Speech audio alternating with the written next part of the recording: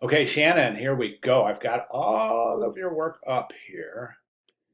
And I want to just take a look at your writing first. Business card that I envelope leave behind piece. I incorporated blue and purple in my stationery. I want to talk about that. I carried the black background. I want to talk about that black background. The business card in my envelope. The color scheme is also carried through my leave behind design. The leave behind piece is made up of 6x6 cards. Leave behind piece is good.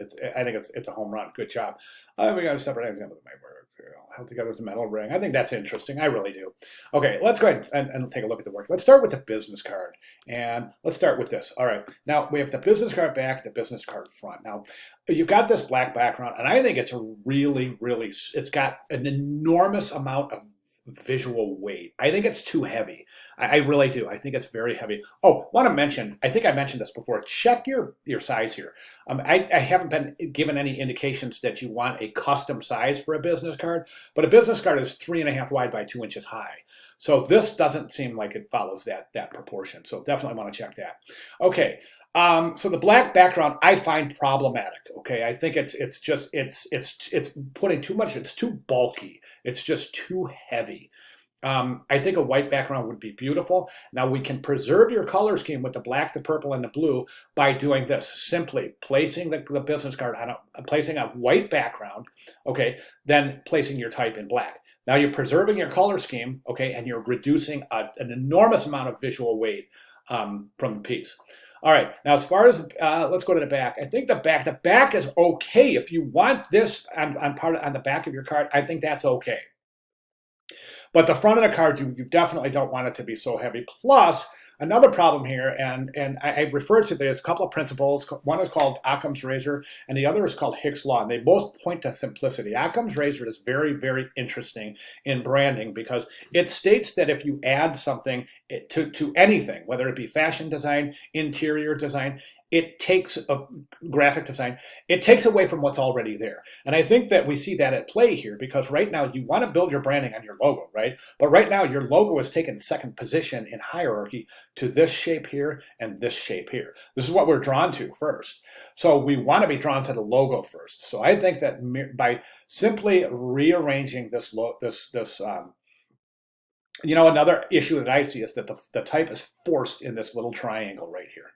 It's forced in there because of these two shapes. And I think, again, that's problematic. I think we can really clean up this by, okay, white background, Shannon Ward, a graphic designer, and then assemble your type. I don't recommend center alignment. I recommend recomposing this without center alignment. Center alignment does not engage negative space in any composition. It creates symmetry. Symmetry is not the most interesting thing when it comes to design. And center alignment, I don't want to sound discouraging here, but center alignment is something that many brand new designers kind of fall into default. Center align things, and design students love to center align things. Professional designers don't use center alignment very much, and the reason being, as I've said, is it does not activate negative space. It creates negative space as leftover space instead of using negative space as a design element. Okay, that's the business card. Let's jump over to the envelope. Okay, again, we just have this enormous bulk up here, this visual weight. I think this, honestly, I think this would be gorgeous if we had simply Shannon Ward graphic design and then just the address. And you can even pull that address down a little bit away from the logo. Okay, so the type would be in black, the logo would be in the color, the same color, and then the whole background would be white. I think it would be clean, really super inviting and contemporary, really clean, modern approach here.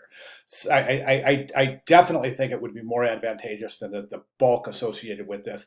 Let's move to, oh, great job designing a letterhead. I think it's a fantastic idea. Okay, we talked about that. And again, even right here with the black background, it's just so heavy. I think that with the white background, just no background there, no box in the background, just the color with the black type, I think it would be gorgeous. And I want to talk about lockups. Lockups are different variations of the logo. But right now you've got this is called a stacked logo. The monogram is above the type. What you could do here is create a horizontal logo by taking that monogram right there, placing it at the side, reducing the size, and placing at the side of your of your name. Okay, and then that could be used in different instances, not necessarily in your branding suite, but definitely in moving forward. Now, letterhead, again, once again, we have this enormous visual bulk here. So the letterhead right now is problematic because right now, based on these shapes right here, the type for the letterhead wouldn't be able to start until, well, it would be here. So that would be the left margin. Okay, we move that in a little bit not to interfere here. So let's say right about there and then right there. So watch my cursor. So this 8.5 by 11 page is reduced to this area of working area of this size. So you're using less than maybe almost half the page, while you could be using the whole page, which would create a much more versatile letterhead. So again, my recommendations here are to just logo with the color and a black type, and then your your contact information assembled as such. Now, a couple of things you want to keep in mind: the business card, your name, logo, your address. Optional in a business card. I have mine. I use my address in my business card. Always have. I just think it makes it for a more complete set of information, contact information.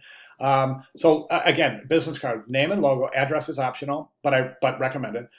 Telephone, well, fax, whatever your telephone, cell, or fax numbers. Email address, job title, which you have in your logo, your web page URL, and did I say email address? And then your LinkedIn page, if that's applicable. Now, in your letter, I'm sorry. Let me clarify what I'm saying, okay? Because I'm jumping around a little bit. I don't want to confuse you. That's the business card. So I think it would be wise for me to bring the business card up when I talk about that. Okay, name, logo. Address is optional but recommended. Telephone, fax, and or cell phone. Email address, web URL, and then LinkedIn page if applicable. Now, moving on to the letterhead. Letterhead. Moving on to the letterhead. Name and logo, yes. Address, definitely want that return address on your letterhead. Telephone, fax, and or cell phone. Excuse me, 1 second. Sorry about that. At any rate, and then your email address and your webpage URL. And then in the leave behind piece, you want to include name, logo, of course, job title, telephone. All of your contact information needs to go in here like you have it. And of course, the reason that there is in case this gets separated from the rest of the package. Sorry, I just had a huge, giant sneeze, and it's taking me a second to recover here. So I apologize.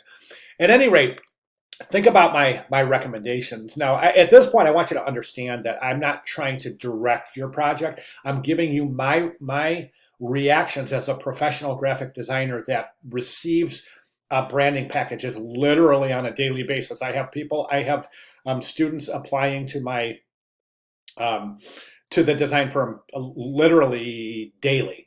So I come across branding packages probably over 500 or 600 a year. And my reactions are based on the way that as a professional graphic designer, I react to what I see, okay? So these are just my reactions. I'm not trying to say that you have to do this. I'm trying to say that these are my recommendations. Please move forward in the direction that you feel has the most potential. Okay, so at this point, I think the most important thing is to ask me any questions or allow me to provide any clarifications needed based on my comments in the last 9 minutes. Wow, 9 minutes. Wow, sorry about that. Didn't mean to take so long. I was trying to be as complete as possible, though. So yeah, get with me with any questions at all, but consider my comments, and if you have any questions at all regarding those comments or any of the things I've said in the video, please let me know. All right, great start, Shannon. Thank you very much for sharing.